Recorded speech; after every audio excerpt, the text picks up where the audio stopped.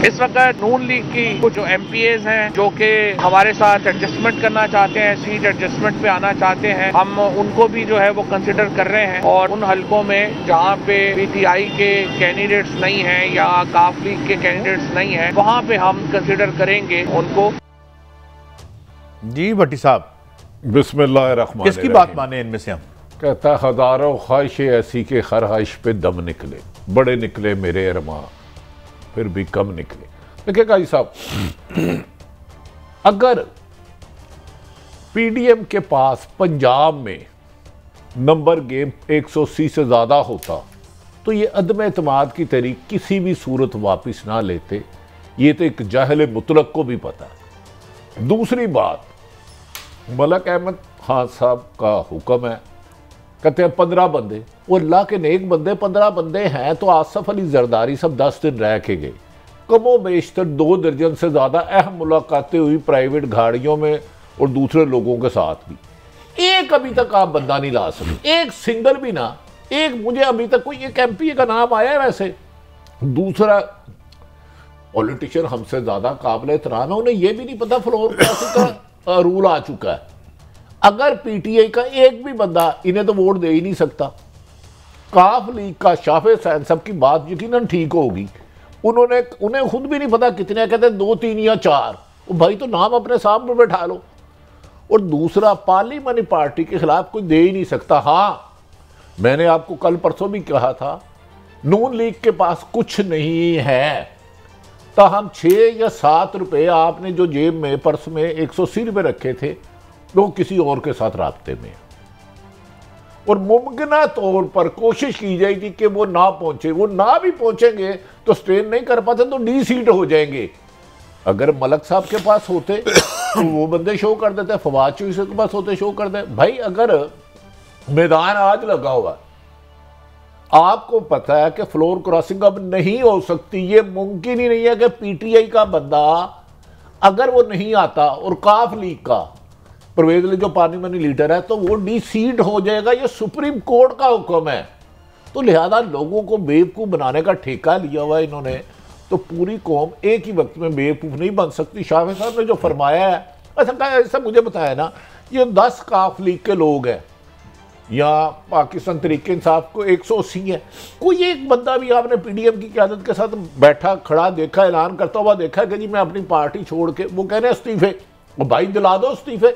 फिर तो अगर आपके पास 17 या 18, मलक अहमद खान साहब ने ऐसे ही इंकशाफ किया कि मेरी सीट भी हिल गई है। अगर 17 लोग हैं उसको लाइन दिला दो। चौधरी परवेज अली तो 100 साल भी नहीं एतमाद का वोट ले सकता। 186 चाहिए ना। बकौल इनके 15 या 17 इनके पास है। 180 में से कर दे 65 और 10 75, फिर तो वैसे ही हार गए। फिर लड़ाई किस बात की है? उधर अता तारड़ साहब भी फरमा रहे हैं अपने एक ट्वीट में कि हम बहुत बड़ी सरप्राइज देंगे। वो भी एक बहुत बड़े स्टालवार्ट हैं, बड़ी, मैंने जैसे कहा, करिज्मेटिक लीडरशिप मुस्लिम लीग नून की।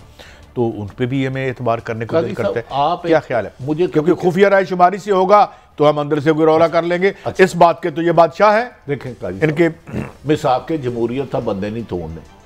PTI के लोग हैं, अंडर हैंड होगा, इसका मतलब है फिर छांगा मांगा हो चुका है।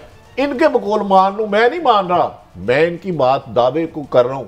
हाँ, 7-8 बंदे जिसकी रेंज में वो मुझे पता है और कौन से डिस्ट्रिक्ट से पता है।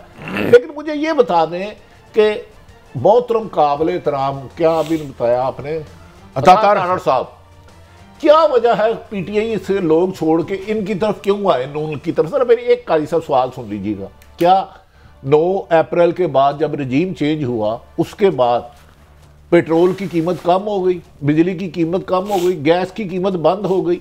आपने जो इमरान वो फौज ने, एस्टेब्लिशमेंट ने 80,000 कुर्बानीबाद किया था, मुल्क को दोबारा दहशतगर्दी की भेंट चढ़ा दिया। बलोचिस्तान और कजाक KPK में क्या हो रहा है? इस्लामाबाद तक आपके लोग आ गए हैं।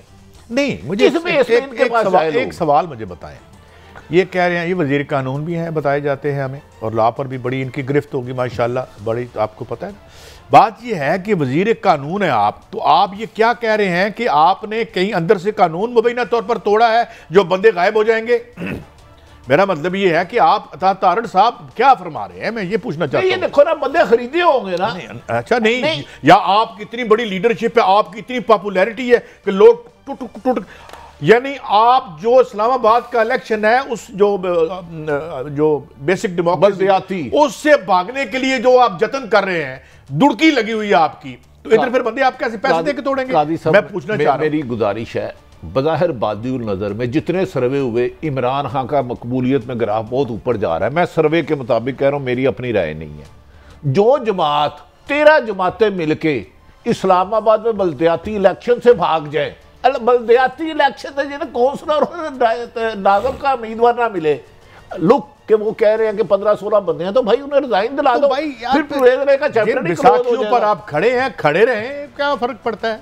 काजी साहब ऐसे ये क्या सब पूरी कौम को बेवकूफ बनाने का हमने ठेका लिया हुआ? चलो मैंने लिया हुआ, बेवकूफ कौम ने क्या बनना है यार? काजी साहब मुझे एक बता देना, 190 नंबर आपके हैं, 180 आपके काफ लीग के, आप उनको तोड़ेंगे, पैसे देके तोड़ेंगे, टिकट का लालच, तो टिकट इतनी हार्ड फेवरेट अब नून लीग नहीं रही।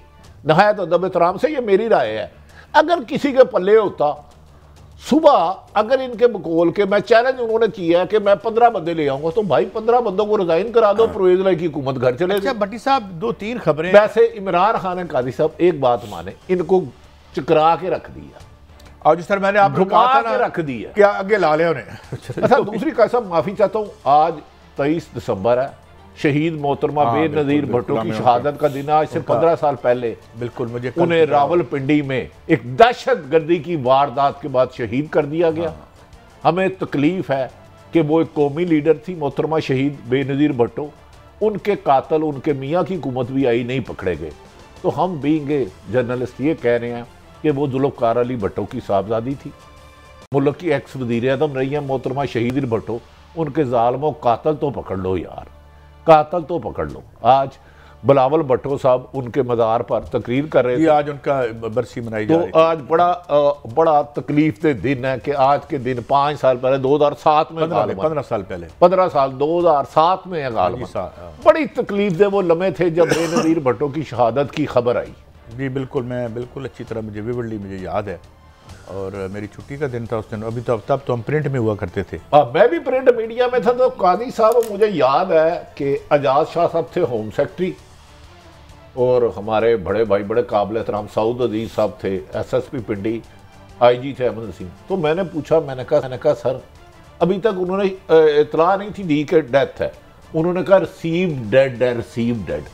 तो मैंने उनसे एक सवाल पूछा बैठते, मैंने कहा जी अल्लाह जन्नत नसीब करे रहमान मलक, मैं क्या वो जो स्कूट पे रहमान मलक कहते हैं वो तो आ ही नहीं है सकता यार। बेनज़ीर की शहादत ये पाकिस्तान कौम नहीं भूलेगी। धमाके के बाद जो उस वक्त खबरें आई थी कि वो और उनके साथ एक और साथी भी थे उनके, और वो इनके सिक्योरिटी के जो हेड भी थे बेनज़ीर के मरहूम रहमान मलिक साहब, तो वो फिर पीछे से गाड़ी आगे निकल गई, वो असलम चौधरी साहब। पता है ये मोहतरमा शहीद बेनज़ीर भुट्टो की शहादत से ना 10 दिन पहले मेरी इनसे मुलाकात हुई, और बड़ी लंबी चौड़ी हुई। बड़ा ये नून लीग पर इनके खदशात थे, कहती थी जो इन्होंने मेरे साथ जुल्म किया है, मैं अपने बच्चों को साथ लेके जिस तरह जेल पर जाती रही हूँ, मैं कभी इन्हें माफ़ नहीं करूँगी। तो काजी बच्चों ने माफ़ कर दिया, तो बच्चों का दिल बहुत बड़ा। देखिए मैं मोहतरमा का मेरे पर्सनल बहुत ज़्यादा एहतराम का रिश्ता है उनके साथ। काजी साहब ये बताएं, वो मुझे वो ये लफ्ज़ उनके कि मैं शरीफ बरादरान को कभी माफ़ नहीं करूँगी जो इन्होंने मेरे साथ सलूक किया है। तो काजी साहब अब क्या ऐसे हालात चेंज हुए कि बेनज़ीर शहीद हो गई, ये देखे ना माशाल्लाह जा रही हैं, हाथ लाया, गाड़ी में बैठी, फ़ोन किसका आया, लेकिन अब नून लीग और पीपल्स पार्टी में इतनी कुर्बत हो गई कि शहीद का खून भी रायदा चल गया। ये क्या वजह है? बट साहब कुछ दूरियां भी पैदा हो रही हैं, उन्हें फिर दोबारा से इस वक्त आपस में दूरियां हैं, और ये जो पंजाब का इशू है इस पे इनका कोई, मैं माफ़ी चाहता हूं मैंने आपको टॉपिक से हटा दिया। सारे टॉपिक ही अपने हैं भट्टी साहब, बात ना करते तो ना मुनासिब था आज के। नहीं ये तो रही बहुत बड़ी लीडर याद करना बहुत ज़रूरी था। लेकिन बात यह है, मैंने बहुत अरसा पहले कहा था कि जो आपके जन्म की हकीकतें नहीं बदलती, पीपल्स पार्टी का जन्म हुआ था मेहनत कशों के लिए, यहाँ की पिसे हुए अवाम के लिए, और जब उसने उनके साथ हाथ मिला लिया जिनका जन्म पिसे हुए अवाम की पार्टी को पीस देना था, कुचल देना था, उनसे जब आपने हाथ मिला लिया तो आपकी कहानी खत्म होगी। हाँ, आप सिंध में बैठे रहे, सिंध बड़ी जगह से मिला था, खालिद शहन साहब में भी मैं मिला हूँ, वो सारे उनके किरदार किसने मार दिए मुझे समझ नहीं आई है आज तक कि मोहतरमा के करीब जो थे, अभी स्टेज होता तो वो एक बंदा इशारे कर रहा है ये सारे किरदार खत्म कर दिए गए। भट्टी साहब मैं भी एक चीज़ शेयर कर लूँ कि मैं रहमान मलिक साहब ने एक पूरी कहानी सुनाई। मैं अमी इब्राहिम था और एक और चैनल के मालिक थे, मैं किसी और चैनल में था। आधे पौने घंटे में उन्होंने उस तफ्तीश की जो है एक कहानी सुनाई। तो मैंने एक सवाल किया उनसे, मैंने कहा रहमान मलिक साहब ये एक बात है, आप इसको रद्द कर दीजिएगा। सुना है कि पावर में आने के लिए एक ये भी शर्त थी कि बेनज़ीर साहिबा का जो तफ्तीश है, अब आप उसको कब्र पे ले गए हैं। वो क्या था, वो जो एक टेररिस्ट, मैं उसकी कब्र पे ले गए, कर लो इन्हों फड़ लो। मेरा मतलब है कि तफ्तीश क्या होनी थी, पहले तो ये बताएं कि तफ्तीश वहाँ से शुरू होनी चाहिए थी कि जो क्राइम सीन धोया किसने, वहाँ के एविडेंस को डिस्ट्रॉय किसने किया था। कायद साहब, इतलात के मुताबिक बेनज़ीर को स्टेज पे शहीद करना था। गाड़ी में बैठ गई, किसने खोला, क्यों उठी, किसका फोन आया, और उनके सिक्योरिटी इंचार्ज अल्लाह जन्नत नसीब करे रहमान मलिक क्यों मोहतरमा को छोड़ के चले गए। मुझे ये आप बेसिक चीजों पे नहीं जा रहे। मैं आपका सिक्योरिटी, आप पर कातलाना हमला हो रहा है तो मैं भाग जा रहा हूं, मैं उधर मौजूद नहीं हूं। यार कोई तो बताए ना।